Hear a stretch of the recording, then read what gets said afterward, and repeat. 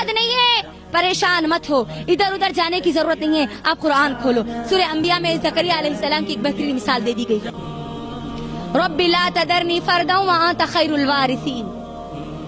उम्र हो गई, हड्डियां कमजोर हो गई, अल्लाह से दुआ कर रहे हैं। गौर करो, आज हमारे नौजवान जोड़े 2 साल 3 साल 5 साल 10 साल में मायूस हो जाते हैं। ज़करिया अलैहिस्सलाम को देख लीजिए, एक उम्र का अच्छा खासा हिस्सा गुजर चुका, यहाँ तक गुजर चुका कि उनकी बीवी की जो रीढ़ की हड्डी थी वो झुक चुकी, मुंह के दांत गिर चुके। उस हालत में अल्लाह से दुआ मांग रहे हैं, रब्बी ला तदरनी फरदन व अंत खैरुल वारिसीन। अल्लाह तू बेहतरीन वारिस अता करने वाला है। इब्राहिम अलैहिस्सलाम को देख लीजिए, इब्राहिम अलैहिस्सलाम 25-80 साल के हो चुके थे। कितने साल के अम्मा?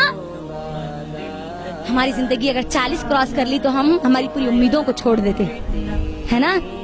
25 साल की उम्र में अल्लाह को पुकार रहे हैं कि अल्लाह तू मुझे एक बेहतरीन वारिस अता कर, नेक और साले औलाद अता कर। अल्लाह अता करता है, अल्लाह ने औलाद दी नहीं दी तो अब औलाद की अगर जरूरत है, औलाद अगर नहीं हो रही तो किसको पुकारना अम्मा? कुरान में अल्लाह ने बताया ना, है ना। परेशानी है, दौड़ो अल्लाह की तरफ, मुसीबत में दौड़ो अल्लाह की तरफ।